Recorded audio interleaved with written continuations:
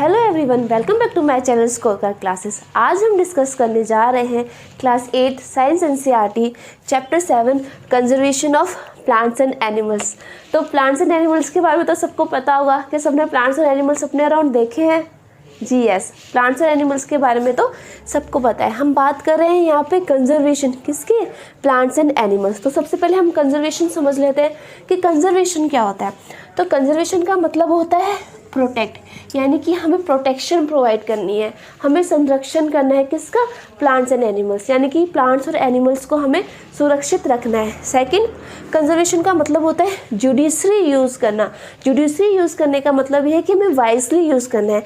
क्या इस जगह हमें प्लांट्स और एनिमल्स का जो यूज़ है हम कितना कम कर सकते हैं, हमें बहुत ही वाइजली यूज़ करना पड़ता है। तो वाइजली यूज़ करना और प्रोटेक्शन ही क्या कहलाता है, कंजर्वेशन। अब हम बात कर लेते हैं इकोसिस्टम। तो सबसे पहले हमें ये जानना होगा कि इकोसिस्टम क्या होता है। All the plants, animals and micro organism in an area along with the non-living components such as climate, soil, river deltas, ये सारे मिलकर क्या बनाते हैं, इकोसिस्टम। यानी कि अगर हम इसको बहुत ही सिंपल लैंग्वेज में देखें तो जो हमारा बायोटिक और अबायोटिक फैक्टर्स हैं, बायोटिक मतलब लिविंग्स और अबायोटिक मतलब नॉन लिविंग फैक्टर्स हैं, इन दोनों का आपस में रिलेशन क्या कहलाता है, हमारा इकोसिस्टम। ठीक है। Conservation of plants and animals क्यों इंपॉर्टेंट है, क्योंकि ये हमारे नेचर को बैलेंस करके रखता है। अगर हमने प्लांट्स और एनिमल्स का कंजर्वेशन नहीं किया तो हमारे नेचर के अंदर क्या आ जाएगा, डिस्टर्बेंस आ जाएगा। हमारा नेचर जो अभी बैलेंसिंग पोजीशन पे चल, ये अनबैलेंस हो जाएगा। ठीक है। तो जनरली बच्चे क्या होते हैं, इकोसिस्टम, इकोस्फीयर, बायोडाइवर्सिटी में क्या होते हैं, कंफ्यूज होते हैं, उनको इजीली समझ में नहीं आता कि तीनों चीज़ें हैं क्या। अगर मैं इसको बहुत ही सिंपल लैंग्वेज में आपको समझाऊं तो यहाँ पे क्या लिखा हुआ है, इकोसिस्टम। ठीक है। इको मतलब क्या है, living organism plus non living organism का आपस में इंटर रिलेशन, यानी कि लिविंग ऑर्गेनिज्म और नॉन लिविंग ऑर्गेनिज्म एक दूसरे के साथ अपने एक बॉन्ड शेयर करते हैं। ठीक है। वो बॉन्ड शेयरिंग, उनका आपस में इंटर रिलेशन कैसा है और ये आपस में डिपेंडेंट है। हम living organism non living organism के ऊपर भी डिपेंडेंट है और नॉन लिविंग ऑर्गेनिज्म हम लिविंग ऑर्गेनिज्म के ऊपर डिपेंडेंट है। तो ये आपस में एक दूसरे के ऊपर डिपेंडेंसी क्या कहलाती है, इनकी इकोसिस्टम, यानी कि ये क्या है, इंटर रिलेशन है। ठीक है। अगर हम बात करते हैं बायोस्फीयर, सॉरी यहाँ पे ये बायोस्फीयर होगा। अगर हम बायोस्फीयर की बात करते हैं तो बायोस्फीयर भी क्या है, living organism plus non living organism का एक स्पेयर है। यहाँ पर ये living organism plus non living organism जिस स्पेयर के अंदर रहते हैं उस स्पेयर को हम क्या बोलते हैं, biosphere. Third one is biodiversity. Biodiversity में जो लिविंग ऑर्गेनिज्म के अंदर वैरायटी मिलती है उसको हम क्या बोलते हैं, बायोडाइवर्सिटी। तो तीनों आपको इजीली समझ में आए होंगे। इकोसिस्टम में इनके बीच का इंटर रिलेशन है। बायोस्फीयर में एक स्फीयर के अंदर लिविंग और नॉन लिविंग ऑर्गेनिज्म रह रहे हैं और बायोडाइवर्सिटी में लिविंग ऑर्गेनिज्म में जो वैरायटी मिलती है उसको हम क्या बोलते हैं, बायोडाइवर्सिटी। हमारा नेक्स्ट टॉपिक है 7.1 deforestation and its causes. Deforestation क्या होता है, तो डिफॉरेस्टेशन में आप देखोगे ये डी प्लस फॉरेस्ट वर्ड से बना है, यानी कि फॉरेस्ट की कटिंग क्या कहलाता है, डिफॉरेस्टेशन। कटिंग और clearing of forest and using that land for other purpose is called deforestation. आप ऊपर डायग्राम में भी देख सकते हो कि पहले यहाँ पे प्लांट्स थे बट अब यहाँ इस जगह पे प्लांट्स नहीं, हमने प्लांट्स की क्या कर दिया, कटिंग कर दिया। तो ये प्रोसेस क्या कहलाता है, हमारा डिफॉरेस्टेशन। अब हम प्लांट्स की कटिंग क्यों कर रहे हैं, क्योंकि हमारे पास बहुत सारे पर्पज, कुछ पर्पज यहाँ पे लिखे हुए हैं। प्रोक्योरिंग लैंड फॉर कल्टिवेशन, हमें वहाँ हमारे पास कल्टीवेशन, खेती करने के लिए जगह नहीं है, तो खेती करने के लिए जगह हमें एक प्लेन सरफेस चाहिए। और प्लेन सरफेस कैसे मिलेगी, अगर हम प्लांट और ट्रीज़ को काटेंगे उस जगह से तब हमें प्लेन सरफेस मिल जाएगी। यानी कि हम कल्टीवेशन प्रोसेस के लिए डिफॉरेस्टेशन करते हैं। Second one is building houses and factory, घर और फैक्ट्रीज बनाने के लिए हम डिफॉरेस्टेशन करते हैं, लकड़ियों को काटते हैं। मेकिंग फर्नीचर, अपने घर का फर्नीचर बनाने के लिए। और using wood as a fuel, आपने कंबेशन एंड फ्लेम वाले चैप्टर में देखा होगा, कोल, चारकोल, ये सब किससे बन रहा है, ट्रीज से बन रहा है, तो हम इसको एज अ फ्यूल भी यूज करते हैं। ठीक है। ये तो सारे क्या मैन मेड कॉजेज है, कुछ नेचुरल कॉजेज भी होते हैं। ठीक है, जो डिफॉरेस्टेशन कंडक्ट करते हैं। पहला क्या है, फॉरेस्ट फायर्स। फॉरेस्ट फायर मैंने आपको कंबशन फ्लेम वाले चैप्टर में बताया था कि स्पॉन्टेनियस कंबशन के अंदर कभी कभार क्या होता है, फॉरेस्ट में इतनी गर्मी होती है कि वहाँ के जो सूखे पत्ते जो नीचे ज़मीन पे पड़े हुए ऑटोमेटिक क्या करते हैं, फायर कैच कर लेते हैं, जिससे हमारा जो फॉरेस्ट रिजर्व है, फॉरेस्ट है, वो क्या हो जाता है, बर्बाद हो जाता है। उसको हम क्या बोलते हैं, forest fire. Second one is severe droughts. Severe droughts क्यों, क्योंकि अगर हमारा नेचर अनबैलेंस हो गया तो हमारा वाटर साइकिल क्या हो जाएगा, डिस्टर्ब हो जाएगा। वाटर साइकिल डिस्टर्ब होने की वजह से रेन जो हर बारी प्रॉपर अमाउंट में धरती पर होती है, अगर रेनफॉल नहीं होगी तो वो जगह क्या हो जाएगी, सूख जाएगी। आप ऊपर डायग्राम में भी देख सकते हो, यहाँ पे रेनफॉल नहीं हुई तो ये जगह क्या हो गई, सूख गई है। तो इसको हम क्या बोलते हैं, सीवियर ड्रॉट्स। इसकी वजह से भी डिफॉरेस्टेशन होगा, क्योंकि ड्रॉट्स होने की वजह से कोई प्लांटेशन ही नहीं होगा। अगर वहाँ पे ट्रीज हैं और ड्रॉट्स वाली कंडीशन आ जाती है तो ट्रीज ऑटोमेटिक क्या हो जाएंगे, सूख जाएंगे। अब हम डिस्कस करते हैं topic 7.2 consequence of deforestation. Deforestation मैंने आपको बता दिया था, cutting of the forest is called deforestation. अब डिफॉरेस्टेशन की वजह से हमें क्या कॉन्सिक्वेंस झेलने पड़ रहे हैं, मतलब हमें क्या प्रॉब्लम फेस करनी पड़ रही है। तो सबसे पहली प्रॉब्लम है increase the level of CO2 in the atmosphere. Deforestation की वजह से, ट्रीज और प्लांट्स कटने की वजह से हमारे इन्वायरमेंट के अंदर, हमारे एटमॉस्फेयर के अंदर CO2 का कंसंट्रेशन क्या हो रहा है, ज़्यादा हो रहा है। CO2 मतलब कार्बन डाइऑक्साइड का कंसंट्रेशन ज़्यादा हो रहा है। तो मैं सपोज करूँ ये हमारा अर्थ है, ये क्या है, हमारा अर्थ है। अब CO2 का लेवल क्या हो रहा है, ज़्यादा हो रहा है, तो इसके चारों तरफ, अर्थ के चारों तरफ ये क्या हो रहा है, CO2 का कॉन्सेंट्रेशन ज़्यादा हो रहा है। और ये हमारा सन है। सन से हमें कौन सी रेज मिलती है, यूवी रेज। अब यूवी रेज आती तो सन से और गिरती किसके ऊपर है, अर्थ के ऊपर। और यूवी रेज जब अर्थ के ऊपर गिरती है तो अर्थ का टेम्परेचर क्या हो जाता है, इंक्रीज। ठीक है, अर्थ यूवी रेज आई अर्थ के ऊपर और अर्थ का टेम्परेचर क्या हो गया, इंक्रीज हो गया। लेकिन रिफ्लेक्शन प्रोसेस के बाद ही यूवी रेज अर्थ से टकराने के बाद वापस कहाँ जाती है, सन की तरफ जाती है। लेकिन जो ये हमारा CO2 है, ये क्या कर लेता है, यूवी रेज को ट्रैप कर लेता है और ट्रैप करके इसको वापस कहाँ फेंक देता है, अर्थ के ऊपर। तो अर्थ का टेम्परेचर आप यहाँ नोटिस करोगे 2 बार इंक्रीज हो रहा है। कैसे, पहली बात तो जब सन से यूवी रेज अर्थ पे आई तब अर्थ का टेम्परेचर इंक्रीज हो गया। रिफ्लेक्ट होने के बाद ये जब गई तो CO2 ने इसको ट्रैप करके वापस कहाँ कर दिया, अर्थ के ऊपर वापस भेज दिया। तो अर्थ का टेम्परेचर फिर से इंक्रीज हो गया। तो CO2 क्या काम कर रहा है, ये CO2 जो गैस है ये यूवी रेज को ट्रैप करके अर्थ का टेम्परेचर इंक्रीज कर रही है। इतना समझ में आ गया। और अर्थ के टेम्परेचर को इंक्रीज ही करना क्या कहलाता है, ग्लोबल वार्मिंग। तो increase the temperature of earth. अगर हमारा CO2 का कंसंट्रेशन एटमॉस्फेयर में ज़्यादा हो गया तो आपको समझ में आ गया, ये पूरी प्रोसेस को अपन क्या बोलते हैं, ग्लोबल वार्मिंग। वार्मिंग मतलब गर्म होना, मतलब क्या, टेम्परेचर। तो ये क्या कर रहा है, अर्थ का टेम्परेचर इंक्रीज कर रहा है, किसकी वजह से, डिफॉरेस्टेशन। हमें पता है फोटोसिंथेसिस क्या होता है, कि प्लांट्स अपना फूड प्रिपेयर करते हैं, CO2 को अब्जॉर्व करते हैं और CO2 की हेल्प से फूड अपना प्रिपेयर करते हैं। बट क्या है, अब आप इस पिक्चर में देख सकते हो कि यहाँ पे तो प्लांट ही नहीं रहा, प्लांट नहीं रहा तो CO2 कौन अब्जॉर्व करेगा। हम भी ब्रीदिंग प्रोसेस के थ्रू प्लांट से ऑक्सीजन लेते हैं और प्लांट्स को क्या देते हैं, CO2 देते हैं। अब आप यहाँ डायग्राम में देखोगे कि प्लांट्स और ट्रीज ही नहीं है तो CO2 कौन अब्जॉर्व करेगा, फोटोसिंथेसिस प्रोसेस कहाँ से होएगी। अगर फोटोसिंथेसिस प्रोसेस नहीं होते CO2 कहाँ जा रहा है, और ये पूरा का पूरा CO2 हमारे एटमॉस्फेयर में जा रहा है और ग्लोबल वार्मिंग को कंडक्ट कर रहा है, जिसकी वजह से हमारा CO2 इंक्रीज हो रहा है एटमॉस्फेयर में और अर्थ का टेम्परेचर इंक्रीज हो रहा है। अर्थ का टेम्परेचर जैसे ही इंक्रीज होगा ये क्या करेगा, हमारी जो वाटर साइकिल है इसको क्या करेगा, पूरा का पूरा डिस्टर्ब करेगा। इसका मतलब अब हमारे यहाँ क्या, रेन नहीं हो रही। अगर रेन नहीं होगी तो हमारा जो ग्राउंड वाटर है ये क्या हो जाएगा, लो हो जाएगा। यानी कि हमारे जो सरफेस के ऊपर जो ग्राउंड वाटर रहता है, जो ऊपर वाली लेयर के यहाँ पे जो हमारा ग्राउंड वाटर रहता है, ये ग्राउंड वाटर क्या हो जाएगा, पूरा का पूरा लो हो जाएगा। ठीक है, इतना समझ में आ गया। हमारे अर्थ के चारों तरफ जो पॉल्यूटेंट आता है, रेन आती है तो सारे पॉल्यूटेंट कहाँ पे सेटल हो जाते हैं, अर्थ के ऊपर आके सेटल हो जाते हैं।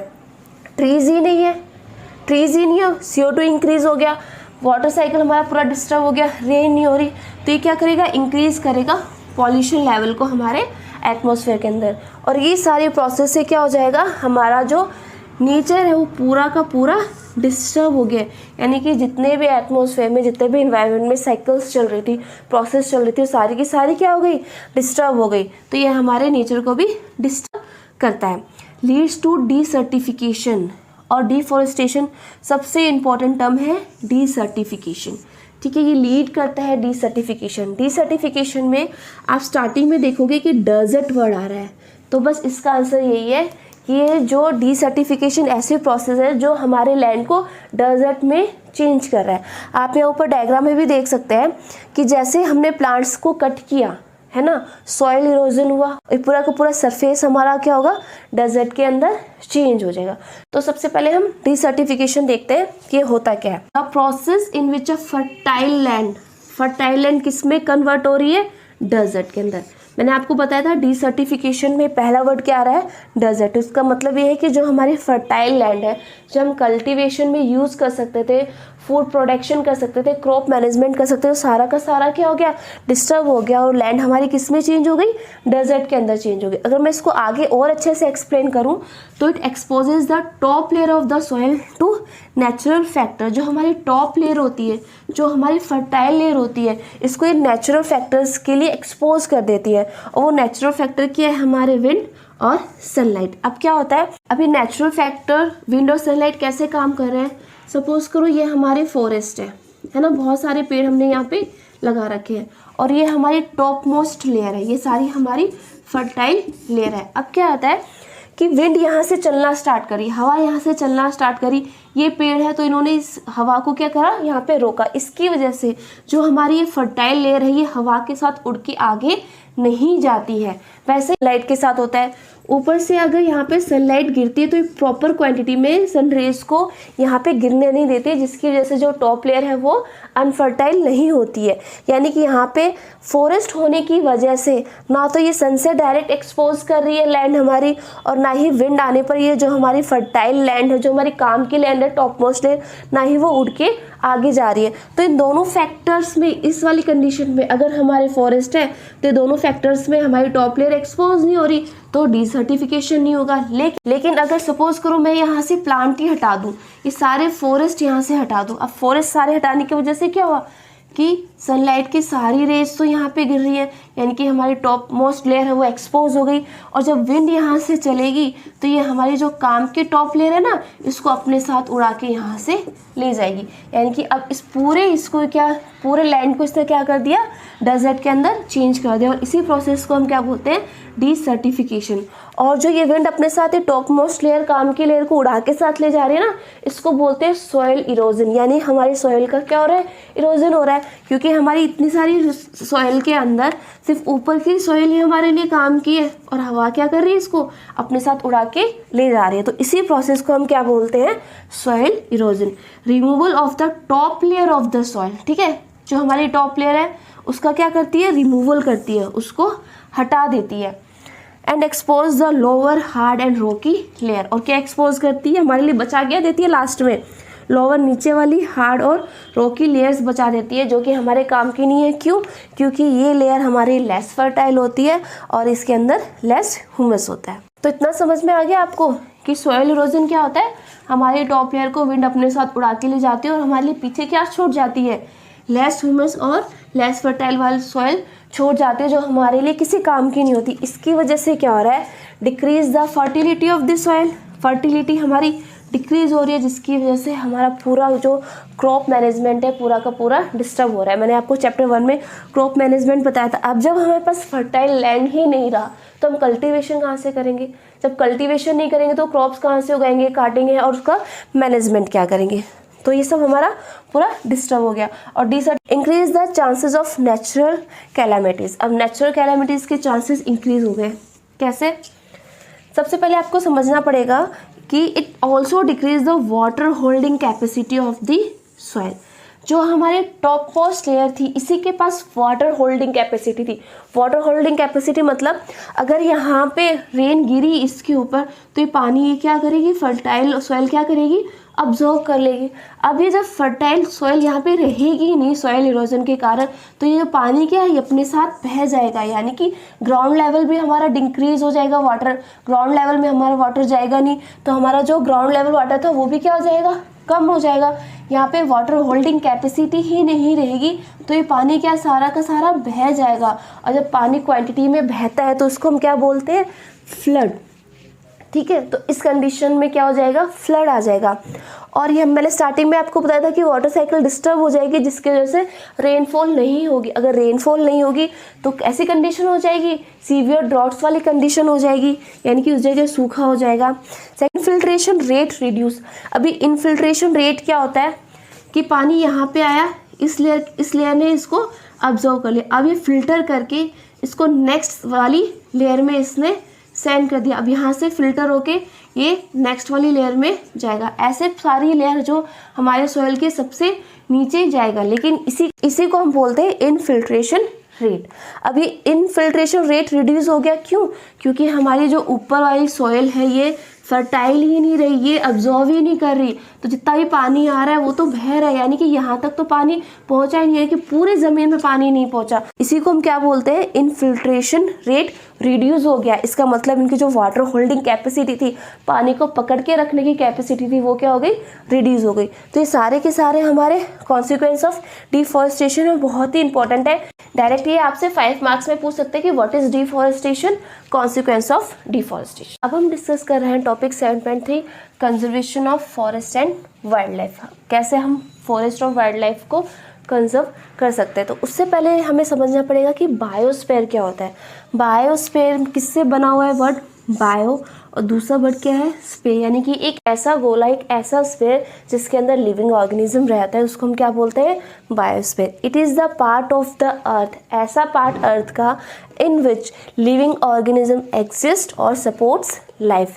ऐसा अर्थ का ऐसा पार्ट, ऐसा कोना जहाँ पे ये सारे लिविंग ऑर्गेनिज्म रह रहे हैं और एक दूसरे की लाइफ को और हमारी लाइफ को भी सपोर्ट कर रहे हैं, इसको पूरे को हम क्या बोलते हैं, बायोस्फीयर। इसी बायोस्फीयर के अंदर आता है बायोडाइवर्सिटी। अब बायोडाइवर्सिटी भी 2 वर्ड से बना हुआ है, बायो और दूसरा क्या है, डाइवर्सिटी। डाइवर्सिटी मतलब विभिन्नता, अलग अलग तरह की प्रजातियां हमें मिलना। तो बायोडाइवर्सिटी क्या कहलाता है, देखो कंफ्यूज मत हो ना, बायोस्फीयर यानी कि एक स्फीयर है, यानी कि एक गोला है और इसके अंदर कौन रह रहा है, लिविंग ऑर्गेनिज्म रह रहे हैं, इसको हम क्या बोलते हैं, बायोस्फीयर। सेकंड वन इज क्या, बायोडाइवर्सिटी, यानी कि बायोलॉजी, यानी कि लिविंग ऑर्गेनिज्म तो है लेकिन उनके अंदर क्या है, डाइवर्सिटी, इसको क्या बोलते हैं, biodiversity. It refers to the variety of living organism. क्या वर्ड इंपॉर्टेंट है, वैरायटी ऑफ लिविंग ऑर्गेनिज्म रह रहे हैं, existing on the earth, their inter relationship, उनके आपस में कैसे संबंध है, and their relationship with the environment, और उनके इन्वायरमेंट के साथ कैसे रिलेशनशिप है। सपोज करो ये फॉरेस्ट है, ठीक है, और यहाँ पे ये जानवर रह रहे हैं, मुझे जानवर ऐसे ही बनाना आता है ना, यहाँ पे ये जानवर रह रहे हैं, तो ये बायोडाइवर्सिटी है। अब ये एक जानवर ये है इस तरीके का, ये अलग तरीके का जानवर है, ये जानवर थोड़ा डिफरेंट है, तो इन जानवर का आपस में देयर इंटर रिलेशनशिप, इनका आपस में कैसा संबंध है, ये आपस में कैसे रह रहे हैं, या तो ये मिलजुल के रह रहे हैं या फिर मिलजुल कर नहीं रह रहे, और there relationship with the environment. अब इन तीनों का इन्वायरमेंट के साथ क्या रिलेशनशिप है, ये क्या कहलाता है, बायोडाइवर्सिटी। होप सो आपको समझ में आ गया होगा। अब हम बात करते हैं कि हम फॉरेस्ट और वाइल्ड लाइफ को कैसे कंजर्व कर रहे हैं, अपने पर्सनल एफर्ट से, सोसाइटी के और गवर्नमेंट एजेंसीज होती है जो कुछ रूल्स रेगुलेशन और पॉलिसीज़ बनाती है, जिसकी वजह से क्या होता है, हम कंजर्व कर पाते हैं हमारे फॉरेस्ट और वाइल्ड लाइफ को। तो government lays down some rules, method और policies to protect and conserve the forest and wildlife. कैसे इन्होंने पॉलिसीज़ के थ्रू बनाए हैं बायोस्फीयर रिजर्व, मैं आपको बाद में बताऊंगी क्या होते हैं, नेशनल पार्क और वाइल्ड लाइफ सेंचुरीज। ये तीनों गवर्नमेंट ने बनाए हैं पॉलिसीज़ के थ्रू जंगलों के अंदर, ताकि हम जानवरों को, फॉरेस्ट और हमारे वाइल्ड लाइफ को क्या कर सके, प्रोटेक्ट कर सके। अब हम तीनों के बारे में अपने नेक्स्ट सेक्शन में पढ़ेंगे। अब हम डिस्कस कर रहे हैं टॉपिक 7.4 बायोस्फीयर रिजर्व। जैसे कि मैंने आपको पहले बताया था, कुछ पॉलिसीज़ के थ्रू गवर्नमेंट ने बायोस्फीयर रिजर्व, नेशनल पार्क और वाइल्ड लाइफ सेंचुरीज बनाई है। अब तीनों के बीच में डिफरेंस क्या है, तो सबसे पहले आपको ये डायग्राम अच्छे से देखना होगा। अगर आपने डायग्राम अच्छे से समझ लिया तो आपको तीनों चीज़ें समझ में आ जाएगी। जो इतना बड़ा सर्कल आप देख रहे हो, ये सर्कल क्या है, बायोस्फीयर रिजर्व है, ठीक है, इतना समझ में आ गया। इसके अंदर जो छोटे 2 सर्कल बनाए हैं मैंने, एक वाइल्ड लाइफ सेंचुरी है और एक क्या है अपना नेशनल पार्क। तो सीधा सा डिफरेंस सबसे पहले ये है कि बायोस्फीयर के अंदर ही वाइल्ड लाइफ सेंचुरी और नेशनल पार्क आता है, यानी कि इन तीनों के अंदर से बायोस्फीयर का एरिया सबसे ज़्यादा है और इसके अंदर जो लिविंग ऑर्गेनिज्म एग्जिस्ट करेंगे उनमें भी वैरायटी सबसे ज़्यादा होगी। बायोस्फीयर रिजर्व का मतलब क्या है? The area is meant for the, ऐसा एरिया जो बनाया गया है कंजर्वेशन ऑफ बायोडाइवर्सिटी के कंजर्वेशन के लिए। किसके लिए? That is wild life, plant and animals resources together.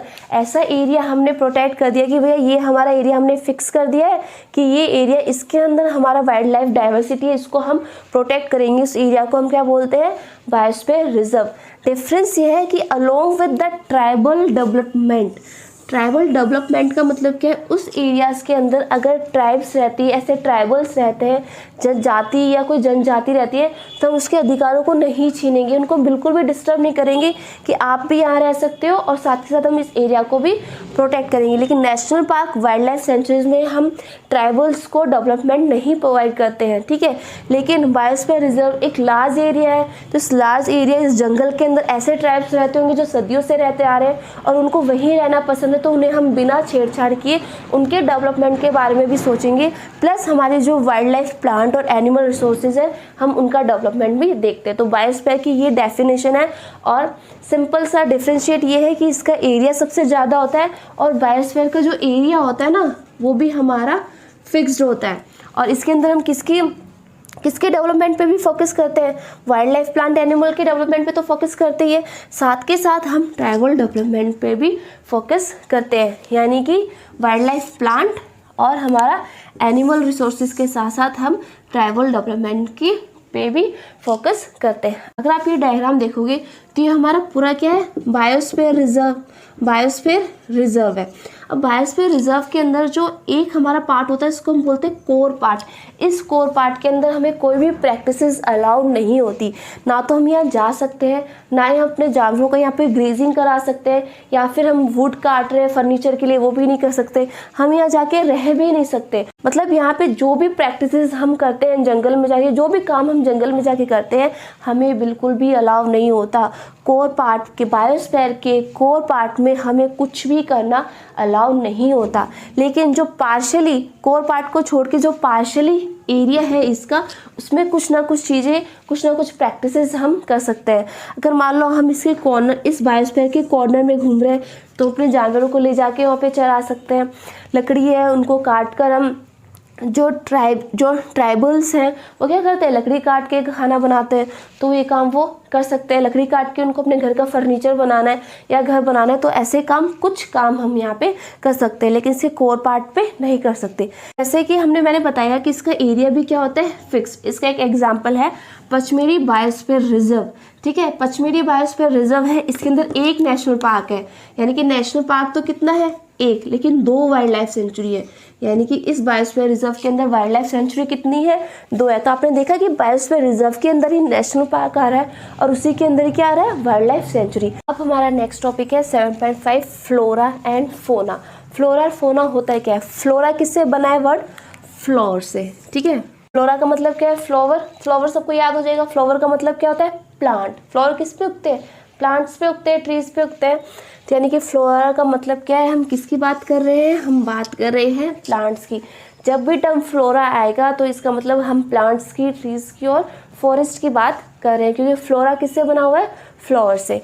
अगर फ्लोरा का मतलब प्लांट है तो ऑब्वियसली फोना का मतलब क्या होगा? हमारा एनिमल। सिंपल सी बात है कि ऐसे प्लांट और ऐसे एनिमल जो एक पर्टिकुलर एरिया में ही मिलते हैं, वे उस जगह का क्या होता है? फ्लोरा होता है, और उसी जगह का वो क्या होता है? फोना होता है। कैसे? The plants and animals found in a particular area. Particular area कैसे? मैं बात कर रही हूँ वेस्टर्न घाट्स की। अगर वेस्टर्न घाट की बात करूँ, ये इंडिया है, इंडिया में अगर मैं वेस्टर्न घाट की बात करूं तो इस वेस्टर्न घाट में जितने भी प्लांट्स मिलेंगे और जितने भी वाइल्ड लाइफ एनिमल्स यहाँ पे मिलेंगे, ये इस वेस्टर्न घाट का क्या है? फ्लोरा और फोना है, ठीक है। उसी तरह मैं एग्जांपल लेती हूँ ईस्टर्न घाट की। तो ईस्टर्न घाट में जो फ्लोरा है, फोना है, वो ईस्टर्न घाट के पर्टिकुलर एरिया में उग रहा है। तो ये फ्लोरा और फोना कहाँ, किसका कहलाएगा? ईस्टर्न घाट का।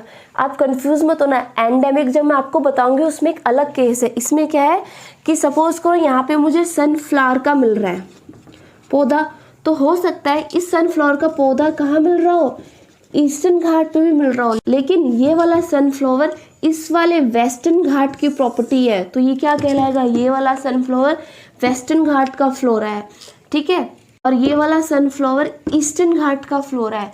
इसका मतलब वैरायटी जो स्पीसीज है वो यहाँ पे मिल रही है, वो यहाँ पे भी मिल सकती है। ऐसा नहीं है कि वेस्टर्न घाट में जो फ्लोरा मिल रहा है वो ईस्टर्न घाट में नहीं मिलेगा, ईस्टर्न में भी मिलेगा, लेकिन जो अगर वेस्टर्न मिल रहा है तो वो वेस्टर्न का फ्लोरा होगा, अगर वही प्लांट हमें ईस्टर्न घाट में मिल रहा है तो वो ईस्टर्न घाट का फ्लोरा होगा। और यहाँ पे जो एनिमल मिल रहे हैं वो वेस्टर्न घाट का फोना होगा, और यहाँ पे जो एनिमल्स मिल रहे हैं वो ईस्टर्न घाट का फोना होगा। Topic 7.6 endemic species. तो सबसे पहले हम समझ लेते हैं कि स्पीसीज क्या होते हैं। स्पीसीज क्या होते हैं, it is a group of population which are capable of interbreeding, ठीक है, जो इंटरब्रीडिंग कर सकते हैं एंड शेयर कॉमन कैरेक्टरिस्टिक्स। ऐसे स्पीसीज हैं जो इंटरब्रीडिंग कर सकते हैं और कॉमन कैरेक्टरिस्टिक्स ये शेयर कर सकते हैं। Species can reproduce fertile of spring. Fertile of spring का मतलब क्या है कि बच्चे पैदा कर सकते हैं only with the member of their own species, खुद के स्पीसीज के साथ, and not with the member of other species. तो ओवरऑल इसकी स्टोरी ये है कि स्पीसीज ऐसी पॉपुलेशन है जो इंटरब्रीड करते हैं सिर्फ अपने स्पीसीज के साथ ही, और क्या प्रोड्यूस करते हैं, बच्चे प्रोड्यूस करते हैं, और वो सारी की सारी पॉपुलेशन क्या करती है, कॉमन कैरेक्टरिस्टिक्स शेयर कर सकती है। मैं इसका एग्जाम्पल लूँ, कैट, ठीक है, अगर ये कैट ने इंटरब्रीड किया दूसरी कैट के साथ तो इसका जो ऑफस्प्रिंग पैदा होगा वो भी क्या होगा, एक कैट ही होगी। इस कैट की जो फिजिकल कैरेक्टरिस्टिक्स है वही इस कैट सेकंड कैट की फिजिकल कैरेक्टरिस्टिक भी होगी, और जो इन दोनों का जो बच्चा होगा थर्ड वन, इसकी फिजिकल कैरेक्टरिस्टिक्स भी क्या होगी, इन दोनों में सेम होगी। ऐसा नहीं है कि कैट किसी और स्पीसीज के साथ जाके इंटरब्रीड कर ले। तो स्पीसीज का मतलब क्या, अगर हम सिंपल लैंग्वेज में देखें तो सबसे छोटा जीव जंतु जो कैरेक्टरिस्टिक्स इसकी क्या है, सारी की सारी सेम है। अब हम बात करते हैं एंडेमिक स्पीसीज की। एंडेमिक स्पीसीज क्या होता है, endemic species are those species of plants and animals which are found exclusively in a particular area. अब आप कंफ्यूज हो रहे होंगे कि फ्लोरा और फोना भी, मैम ने ये बताया था कि फ्लोरा क्या होता है वो भी पर्टिकुलर एरिया में मिलता है, फोना भी पर्टिकुलर एरिया में मिलता है ना, लेकिन एंडेमिक स्पीसीज में क्या डिफरेंस है, मैंने आपको बताया था कि अगर सनफ्लावर हमें वेस्टर्न घाट में मिल रहा है ना, तो ये वेस्टर्न घाट का सनफ्लावर हो गया। अगर वही सनफ्लावर हमें ईस्टर्न घाट में मिल रहा है तो ईस्टर्न घाट का सनफ्लावर हो गया, लेकिन वो सनफ्लावर क्या होगा, वेस्टर्न घाट का फ्लोरा होगा। अगर सेम सनफ्लावर हमें ईस्टर्न घाट में मिल रहा है तो वो ईस्टर्न घाट वाला सनफ्लावर क्या होगा, ईस्टर्न घाट का फ्लोरा होगा। लेकिन एंडेमिक स्पीसीज का मतलब है कि अगर ये सनफ्लावर यहाँ पे वेस्टर्न घाट में है तो ये वर्ल्ड के किसी भी हिस्से में नेचुरली किसी और जगह पे नहीं पाया जाएगा, यानी कि अगर ये वेस्टर्न घाट में है तो ये सिर्फ दुनिया में सिर्फ वेस्टर्न घाट में ही मिलेगा। इसको हम क्या बोलते हैं, एंडेमिक स्पीसीज। एक्सक्लूसिव का मतलब कि पर्टिकुलर उसी प्लेस में मिलेगा, वर्ल्ड के किसी भी हिस्से में नेचुरली हमको नहीं मिल सकता। हो सकता है मेन मेड में हम प्लांट्स या एनिमल्स को शिफ्ट कर दे दूसरी जगह पर नेचुरली वो प्लांट या एनिमल किसी दूसरी जगह विश्व के किसी भी हिस्से में नहीं मिलेगा। ऐसे स्पीसीज को हम क्या बोलते हैं, एंडेमिक स्पीसीज। एग्जाम्पल सल एंड वाइल्ड मैंगो ट्रीज, आप ऊपर डायग्राम में भी देख सकते हैं। ये दोनों ट्रीज सिर्फ मिलेंगे कहाँ, पचमेड़ी बायोस्फीयर रिजर्व में। बाबर ये बोल रही हूँ कि वर्ल्ड के किसी भी हिस्से में नहीं मिलेंगे, इसका मतलब ये स्पीसीज क्या है, हमारी एंडेमिक स्पीसीज है। Bison and giant squirrel, bison and giant squirrel भी सिर्फ पचमेड़ी बायोस्फीयर रिजर्व में ही मिलेंगे और कहीं पे भी नहीं मिलेंगे, ठीक है। लेकिन एंडेमिक स्पीसीज को भी धीरे धीरे खतरा हो रहा है। क्यों, एंडेमिक स्पीसीज तो आपको वैसे पता चल गया कि कहीं और तो मिलेंगे नहीं, पर्टिकुलर एरिया में मिलेंगे, लेकिन अगर हमने इनका प्रिजर्वेशन प्रोटेक्शन नहीं किया पर्टिकुलर एरिया में, अगर ठीक है, अगर इनकी पॉपुलेशन एक्सटिंक्ट पोजीशन पे आती है तो वर्ल्ड के किसी दूसरे हिस्से में मिलेंगे नहीं, इसका मतलब इनको परमानेंटली क्या करेंगे, इन स्पीसीज को खो देंगे। जो ये एंडेमिक स्पीसीज है धीरे धीरे कम क्यों हो रही है, अगर हम डिस्ट्रक्शन करते हैं देयर नेचुरल हैबिटेट जहाँ पे ये रह रहे हैं, अगर उन हैबिटेट के साथ हम छेड़छाड़ करते हैं तो इनकी पॉपुलेशन क्या हो जाएगी, कम। अब छेड़छाड़ कैसे कर रहे हैं, या तो उस जगह पे हम डिफॉरेस्टेशन कर रहे हैं या पर्टिकुलर जाके हंटिंग कर रहे हैं, ठीक है। अगर हम देर हैबिटेट को हम डिस्ट्रक्ट करते हैं तो इनकी पॉपुलेशन क्या हो जाएगी, कम। इंक्रीजिंग पॉपुलेशन, हमारी ह्यूमन पॉपुलेशन अगर डे बाई डे इंक्रीज होगी तो बर्डन किस पे आएगा, नेचर पे बर्डन आएगा, ठीक है। नेचर पे बर्डन आने की वजह से इनका जो नेचुरल हैबिटेट है वो क्या हो जाएगा, डिस्टर्ब हो जाएगा। इंट्रोडक्शन ऑफ न्यू स्पीसीज में अफेक्ट देयर नेचुरल हैबिटेट, अगर जहाँ पे लोग रह रहे हैं उसी जगह अगर हम न्यू स्पीसीज को इंट्रोड्यूस कर देंगे उस पर्टिकुलर एरिया में तो पूरा का पूरा साइकिल क्या हो जाएगा, नेचर का डिस्टर्ब हो जाएगा और ये एंडेमिक स्पीसीज क्या हो जाएंगे, एक्सटिंक्ट कंडीशन पे आ जाएंगे। तो हमें क्या करना है कि हमें एंडेमिक स्पीसीज हमारे जहाँ है उनको भी हमें क्या करना है, प्लांट्स और एनिमल्स के साथ प्रिजर्व करके रखना है। इसी के साथ ये हमारा वीडियो फिनिश होता है। होप सो आपको ये वीडियो समझ में आया होगा। अगर आपको मेरे वीडियोस अच्छे लगते हैं तो please like it, subscribe it and share it with your friends. इस चैप्टर के फर्दर टॉपिक अब हम हमारे नेक्स्ट वीडियो में डिस्कस करेंगे। जब तक के लिए stay healthy and good bye.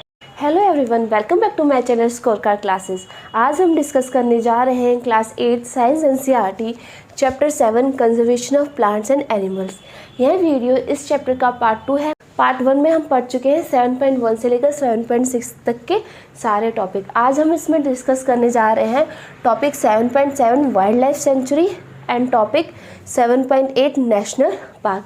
ये दोनों टॉपिक हम साथ में इसलिए पढ़ रहे हैं, नॉर्मली बच्चों को इन दोनों टॉपिक्स के बीच में कन्फ्यूज़न होती है कि नेशनल पार्क भी सेम चीज़ है और वाइल्ड लाइफ सेंचुरी, तो गवर्नमेंट को इन दोनों को अलग अलग बनाने की क्या ज़रूरत पड़े। अगर हम इन दोनों को साथ में पढ़ेंगे तो हमें इनका डिफ्रेंशिएट भी ईजिली समझ में आ जाएगा कि wild life century national park से कैसे डिफरेंट है। तो वाइल्ड लाइफ सेंचुरी का अगर हम फर्स्ट पॉइंट देखें तो it gives protection only wild life animals. अब आप इसको याद कैसे करोगे, इसमें वाइल्ड लाइफ आ रहा है ना स्टार्टिंग में, तो इसका मतलब ये सिर्फ प्रोटेक्शन प्रोवाइड कर रही है ओनली किसको, वाइल्ड लाइफ एनिमल्स को। ये सिर्फ एनिमल्स को प्रोटेक्ट करने के लिए बनाई गई है क्या, वाइल्ड लाइफ सेंचुरी, ठीक है। सेकंड, नेशनल पार्क है, ये प्रोटेक्शन गिव करता है बोथ फ्लोरा एंड फोना, यानी कि जो नेशनल पार्क है ये आपके प्लांट्स को भी प्रोटेक्ट करेगा प्लस आपके एनिमल्स को भी प्रोटेक्ट करेगा। लेकिन वाइल्ड लाइफ सेंचुरी बनाई गई है सिर्फ एनिमल्स को प्रोटेक्ट करने के लिए, ठीक है। वाइल्ड लाइफ सेंचुरी के अंदर हम ग्रेजिंग कर सकते हैं, हम अपने जानवरों को ले जाकर वहाँ पर चरा सकते हैं, लेकिन नेशनल पार्क में हमें ग्रेजिंग करना अलाउड नहीं है। थर्ड पॉइंट है cultivation of land is allowed, हम वहाँ पे कल्टीवेट भी कर सकते हैं। कुछ मेडिसिनल प्लांट होते हैं उनको हम घर लेके आ सकते हैं, या फिर हमें फायरवुड चाहिए तो उसको भी हम लेकर आ सकते हैं, लेकिन नेशनल पार्क में हमें कल्टीवेशन करना अलाउड नहीं होता है, ठीक है। फोर्थ पॉइंट है कि वाइल्ड लाइफ सेंचुरी में प्राइवेट ऑनरशिप भी हो सकती है, कि किसी ने प्राइवेट कंपनी ने ठेका ले लिया इस वाइल्ड लाइफ सेंचुरी का कि हम टेक के करेंगे, तो वाइल्ड लाइफ सेंचुरी वाले गवर्नमेंट वाले क्या करते हैं, उस वाइल्ड लाइफ सेंचुरी को प्राइवेट ऑनरशिप प्रोवाइड कर सकते हैं। लेकिन नेशनल पार्क कभी भी प्राइवेट ऑनरशिप में नहीं जाएंगे, ये सिर्फ गवर्नमेंट ही इनकी देखरेख करेगी और गवर्नमेंट ही इनसे रिलेटेड पॉलिसीज, रूल्स और मेथड बनाएगी। तो private ownership is not allowed in the national park. Fifth है हमारा non boundaries are marked, wild life sanctuary की कोई भी बाउंड्रीज फिक्स नहीं होती है, या फिर हम बोल सकते हैं इसकी कोई बाउंड्री मार्क नहीं होती कि इस पर्टिकुलर एरिया से पर्टिकुलर एरिया के बीच में जो जगह वाइल्ड लाइफ सेंचुरी है, ऐसा नहीं है, ठीक है। लेकिन नेशनल पार्क की जो बाउंड्रीज होती है वो मार्क होती है, यानी नेशनल पार्क की बाउंड्रीज क्या होती है, फिक्स होती है, और हमारी वाइल्ड लाइफ सेंचुरी की बाउंड्रीज क्या होती है, नॉट फिक्स्ड, इसकी बाउंड्रीज फिक्स्ड नहीं होती है। हम इसका एग्जांपल देखें तो पचमेड़ी वाइल्ड लाइफ सेंचुरी, अगर हम नेशनल पार्क का एक एग्जांपल देखें तो सतपुरा नेशनल पार्क। इंडिया में बहुत सारे नेशनल पार्क और वाइल्ड लाइफ सेंचुरी है, तो ये अपना बेसिक सा कॉमन डिफरेंस इन दोनों के बीच में सिर्फ एनिमल्स को प्रोटेक्शन प्रोवाइड करता है, और ये एनिमल्स और प्लांट्स दोनों को प्रोटेक्शन प्रोवाइड करता है। अगर हम बात करें जू की, नॉर्मली अपने पेरेंट्स के साथ जू में गए होंगे तो हम वहाँ पे भी प्रोटेक्शन प्रोवाइड करते हैं एनिमल्स को, लेकिन वो डिफरेंट क्यों है वाइल्ड लाइफ सेंचुरी से। वाइल्ड लाइफ सेंचुरी में नेचुरल हैबिटेट में एनिमल्स को प्रोटेक्शन प्रोवाइड की जाती है। पर जू में क्या होता है, आर्टिफिशियल हैबिटेट हम उन्हें प्रोवाइड करते हैं instead of their natural habitat. यानी कि जू के अंदर कोई भी नेचुरल हैबिटेट नहीं होता, हम आर्टिफिशियली हैबिटेट उनको प्रोवाइड करते हैं। आपने जू में देखो एक पिंजरा बना दिया शेर के लिए, खरगोश के लिए, तो पिंजरे के अंदर उनको डाल देते हैं। तो हम क्या कर रहे हैं, वो जो घर हैबिटेट उनको हम प्रोवाइड कर रहे हैं वो घर क्या होता है, आर्टिफिशियली होता है। अब आप मुझे कमेंट सेक्शन बॉक्स में बताओगे कि जू में जो एनिमल्स रहते हैं आर्टिफिशियल हैबिटेट के अंदर, क्या वो कंफर्टेबल है उस इन्वायरमेंट के अंदर। टॉपिक 7.8 के अंदर है प्रोजेक्ट टाइगर। हमारी इंडियन गवर्नमेंट ने प्रोजेक्ट टाइगर लॉन्च किया। क्यों लॉन्च किया? ऑब्वियसली प्रोजेक्ट टाइगर है तो हम क्या करें, टाइगर को प्रोटेक्ट करने के लिए हमने ये प्रोग्राम लॉन्च किया है। It was launched by the government ने इसे लॉन्च किया टू प्रोटेक्ट टाइगर्स को प्रोटेक्ट करने के लिए in our country, to ensure the survival and maintenance of the tiger population in the country. हमने ये देखा कि हमारी जो टाइगर पॉपुलेशन हमारी कंट्री के अंदर थी वो डिग्रेड हो रही थी, धीरे धीरे कम हो रही। तो हमें ये इंश्योर करना है कि इनको प्रॉपर इनकी हेल्थ पे हम काम करें, इनको हम फूड प्रोवाइड करें और इनको हम नेचुरल हैबिटेट प्रोवाइड करें ताकि इंटरब्रीडिंग कर सके और इनके और भी बहुत ज़्यादा ऑफस्प्रिंग हो सके और हमारी जो टाइगर की पॉपुलेशन है वो इंक्रीज हो जाए। तो टाइगर से रिलेटेड हमें वो सारा काम करना है जिसकी वजह से जो टाइगर की पॉपुलेशन है वो इंक्रीज हो जाए। इस प्रोजेक्ट को हम क्या बोलते हैं, प्रोजेक्ट टाइगर। ठीक है, ये हमारी इंडियन गवर्नमेंट ने लॉन्च किया। ऐसे ही हमने एलिफेंट के लिए भी किया है, एलिफेंट प्रोजेक्ट। ठीक है, डॉल्फिन्स की हम देखेंगे, जो डॉल्फिन्स का नंबर है वो भी धीरे धीरे कम हो रहा है, तो हमने डॉल्फिन्स के लिए, क्रोकोडाइल, इन सब के लिए हमने क्या है, प्रोजेक्ट्स लॉन्च करके। तो प्रोजेक्ट टाइगर प्रोजेक्ट के अंदर क्या है, हम टाइगर्स को प्रोटेक्ट कर रहे हैं उनकी हेल्थ के लिए, उनकी मेंटेनेंस के लिए और उनको नेचुरल हैबिटेट प्रोवाइड हो जिनकी वजह से जो टाइगर की पॉपुलेशन है वो इंक्रीज हो जाए। ठीक है, सेकेंड है हमारा अनडेंजर्ड एनिमल्स। अनडेंजर्ड एनिमल्स क्या होता है, जिन पे अभी खतरा मंडरा रहा है, यानी कि वो धरती पर अभी है तो, लेकिन उन पे खतरा मंडरा रहा है कि वो एक टाइम के बाद क्या हो जाएंगे, वैनिस्ड हो जाएंगे, धरती से लुप्त हो जाएंगे, हमें दिखाई ही नहीं देंगे। ऐसे स्पीसीज को हम क्या बोलते हैं, अनडेंजर्ड स्पीसीज, यानी कि ये खत्म होने की कगार पर है।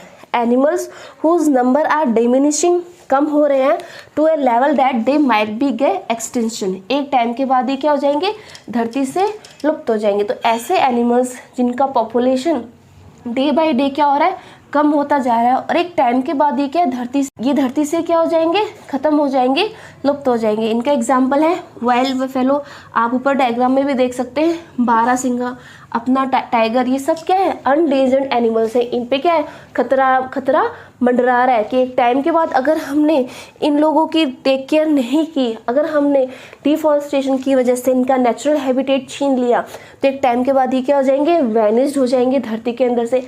ऐसे एनिमल्स को, ऐसे स्पीसीज को हम क्या बोलते हैं, अनडेंजर्ड एनिमल्स और मे बी अनडेंजर्ड स्पीसीज। अनडेंजर्ड स्पीसीज के अंदर प्लांट्स भी आ जाएंगे।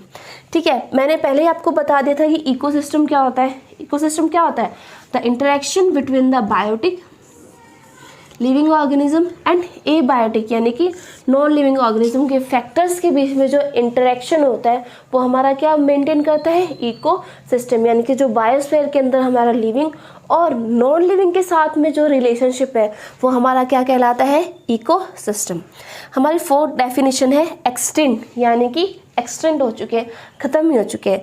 Extinct species are those species which are present in the past, जो पास्ट में तो प्रेजेंट थे but now they are completely vanished, अब वो बिल्कुल भी नहीं है। यानी कि इनकी जो प्रजाति है धरती से, इनका नामो निशान क्या हो गया, हट चुका है। अब ये धरती पर मिलते ही नहीं, सिर्फ क्या मिलता है, इनका नाम सुनने को मिलता है। एग्जाम्पल क्या है, डायनासोर।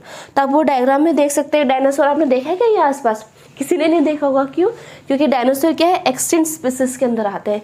ये धरती से वैनिस्ड हो चुके हैं, अब धरती पर मिलते ही नहीं है। और ये अगर ये अनडेंजर्ड एनिमल्स जो हमारे पास है, अगर हमने इन पे ध्यान नहीं दिया तो ये सारे के सारे किस कैटेगरी के अंदर आ जाएंगे, एक्सटिंक्ट कैटेगरी के अंदर आ जाएंगे। इसलिए हमें हमारे नेचुरल हैबिटेट को, हमारे आसपास के इन्वायरमेंट को, हमारे फॉरेस्ट रिजर्व के साथ कभी भी छेड़छाड़ नहीं करनी चाहिए। Topic 7.9 red data book. अब रेड डेटा बुक क्या होती है, it is a book which has a list of endangered species. ऐसे बुक जिसके अंदर हम अनडेंजर्ड स्पीसीज है हमारे, कौन कौन से स्पीसीज, प्लांट्स और एनिमल्स, ऐसे स्पीसीज जो अनडेंजर्ड कैटेगरी में आते हैं। जैसे कि मैंने आपको बताया है कि अगर हमने इन पे ध्यान नहीं दिया तो ये स्पीसीज कुछ टाइम बाद क्या हो जाएंगे, एक्सटिंक्ट हो जाएंगे। तो इस रेड डाटा बुक के अंदर क्या किया हमने, अनडेंजर्ड स्पीसीज जो हमारे, ऐसे स्पीसीज जो जिन पे अगर हमने ध्यान नहीं दिया तो कुछ टाइम बाद ही क्या हो जाएंगे, वैनिस्ड हो जाएंगे अर्थ से। तो हमने उनके क्या कर रखी है, लिस्ट बना रखी है। अभी सारी लिस्ट हम यहाँ ब्रेन में तो रख नहीं सकते और हमें याद भी नहीं सकता कि कौन कौन से स्पीसीज अनडेंजर्ड है। तो हमने इनको क्या किया, एक लिस्ट बनाई और इसको क्या दे दिया, एक बुक के फॉर्म में दे दिया। हमने इसको एक डायरी में लिख दिया, उस डायरी को हमने क्या बोला, उस बुक को हमने क्या बोला, रेड डेटा बुक। यानी कि एक बुक है, इसमें कुछ भी नहीं है, सिर्फ लिस्ट है किसका, अनडेंजर्ड स्पीसीज का। वो भी इसलिए कि हमें ये पता होना चाहिए कि हमें कौन कौन से स्पीसीज, ऐसे कौन कौन से प्लांट्स और एनिमल्स हैं जिन पे हमें ध्यान देने की ज़रूरत है। अगर इंटरनेशनली हमने इन स्पीसीज पे ध्यान नहीं दिया तो ये वर्ल्ड से, धरती से क्या हो जाएंगे, इनका नामो निशान खत्म हो जाएगा। और ये मेंटेन होती है इंटरनेशनली बाय एन ऑर्गेनाइजेशन। एक ऑर्गेनाइजेशन फॉर्म की हुई है जो कंजर्व करता है प्लांट और एनिमल्स और इनके इशू के बारे में सोचता है और यही क्या करता है, पब्लिश करता है रेड डेटा बुक। इसके अंदर ये इंटरनेशनली जो स्पीसीज है उनके बारे में लिखा होता है। वैसे ही हमारी इंडियन गवर्नमेंट जो इंडिया के अंदर जो अनडेंजर्ड स्पीसीज है उनके लिए रेड डेटा बुक पब्लिश करती है। अब हमारा नेक्स्ट टॉपिक है 7.10 माइग्रेशन। माइग्रेशन क्या होता है, सपोज करो मैं ए पॉइंट पे रह रही हूँ, अब मुझे यहाँ का क्लाइमेटिक कंडीशन अच्छा नहीं लग रहा, मुझे यहाँ पे बहुत गर्मी लग रही है, तो अब मैं यहाँ से कहाँ जा रही हूँ, मनाली जा रही हूँ। अब मनाली जाके सेटल हो गई, तो मैंने गर्मी के दिनों मैंने क्या किया, ए प्लेस को छोड़ के मैं कहाँ चली गई, बी प्लेस पे छोड़ गई। एक जगह से दूसरी जगह मूव करना ही क्या कहलाता है, migration. Migration is the phenomena of movement, यानी कि क्या कर रहे हैं हम, सिर्फ मूवमेंट कर रहे हैं। यानी कि हम अपनी, यानी कि इसके अंदर जो स्पीसीज है अपनी ओरिजिनल जगह को क्लाइमेटिक कंडीशन के कारण क्या कर लेते हैं, चेंज कर लेते हैं। यानी कि वो एक जगह से दूसरी जगह माइग्रेट कर लेते हैं, उसी को क्या बोलते हैं, माइग्रेशन।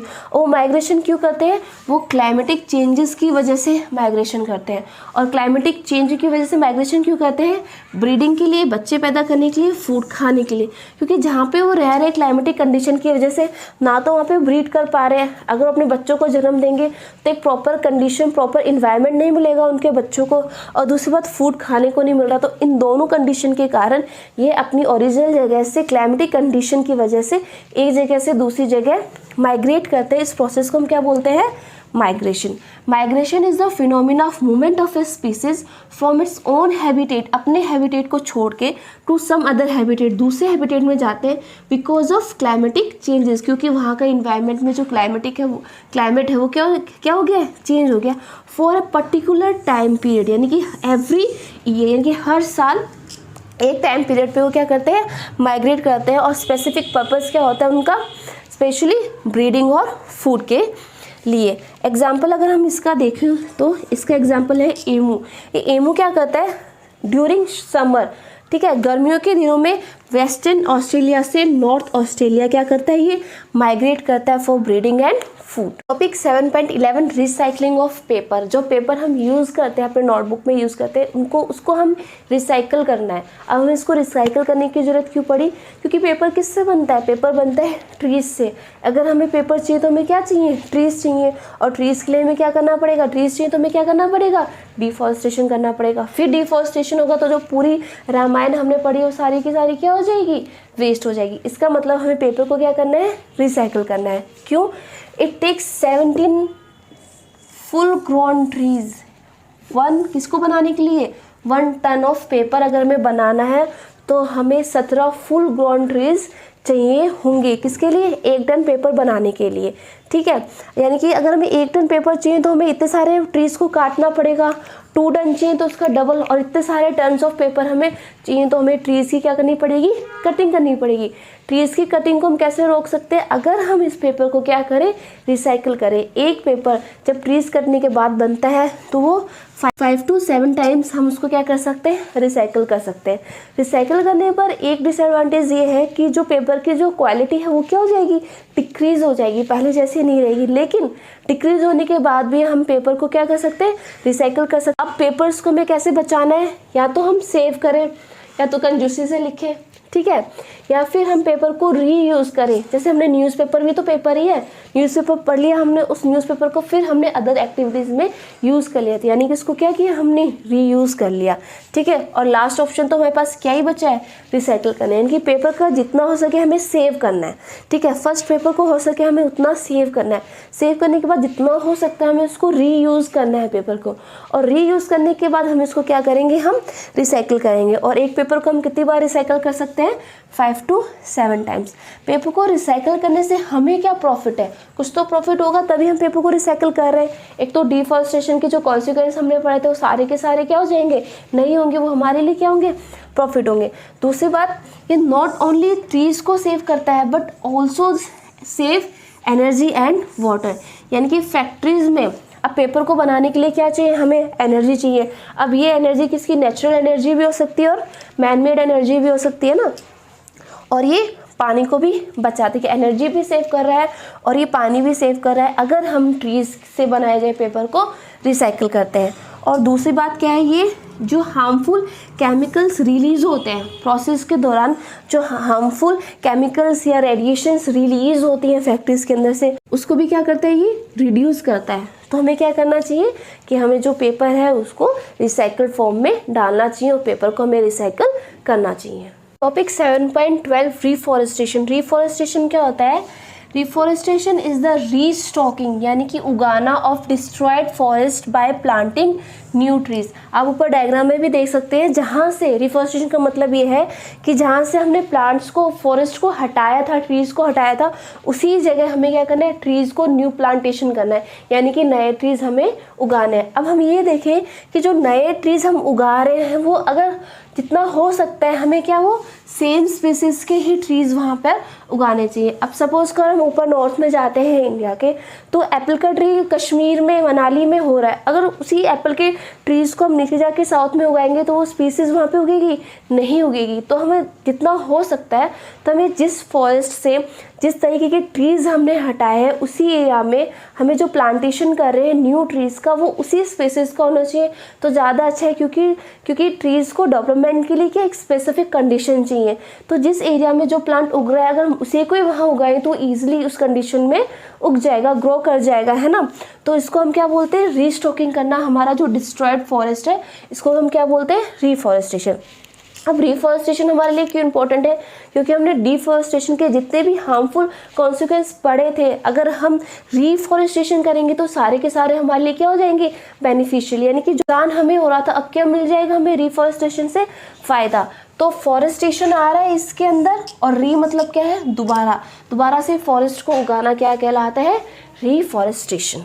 ठीक है, अब ये नेचुरली मैनमेड तो हम कर रहे हैं, ठीक है, रिफॉरेस्टेशन नेचुरली भी हो सकता है। कब होगा, अगर हम उस लैंड को जहाँ से हमने फॉरेस्ट की कटिंग की है, अगर हमने उस लैंड को अनडिस्टर्ब छोड़ दिया, ठीक है, लेफ्ट अनडिस्टर्ब, अगर हमने उस एरिया को बिल्कुल भी डिस्टर्ब नहीं किया 2, 4, 5 साल में, तो जो फॉरेस्ट वहाँ से जो हमने हटाया ना वो ऑटोमेटिक ही ग्रो करेगा। तो इसको हम क्या बोलेंगे, नेचुरली रिफॉरेस्टेशन। ठीक है, अब इंडिया ने क्या है कि फॉरेस्ट की कंजर्वेशन के लिए क्या करा है, कुछ एक्ट्स बनाए हैं, और इस एक्ट का क्या नाम दिया है, forest conservation act. This act is aimed at preservation and conservation किसका, natural forest and meeting the basic needs of people living in or nearby forest। Forest conservation act में हमारा एम क्या है कि हमें प्रोटेक्शन प्रोवाइड करना है, preservation करना है, कंजर्वेशन करना है किसका, नेचुरल फॉरेस्ट का। और जो पर्सन उस फॉरेस्ट के अंदर रह रहे हैं या फिर उस फॉरेस्ट के आसपास कोई पर्सन या कोई ट्राइब्स या फिर ग्रुप ऑफ पीपल रह रहे हैं, तो हमें उनकी भी प्रोटेक्शन करनी है। तो ये सारे के सारे किसके अंदर आएंगे, फॉरेस्ट कंजर्वेशन एक्ट। इसी के साथ हमारा चैप्टर फिनिश होता है। होप सो आपको ये वीडियो समझ में आया होगा। अगर आपको मेरे वीडियोस अच्छे लगते हैं तो please like it, subscribe it and share with your friends which means lots to me. अब हम आपको मिलते हैं हमारे नेक्स्ट वीडियो में। Thank you for watching my channel.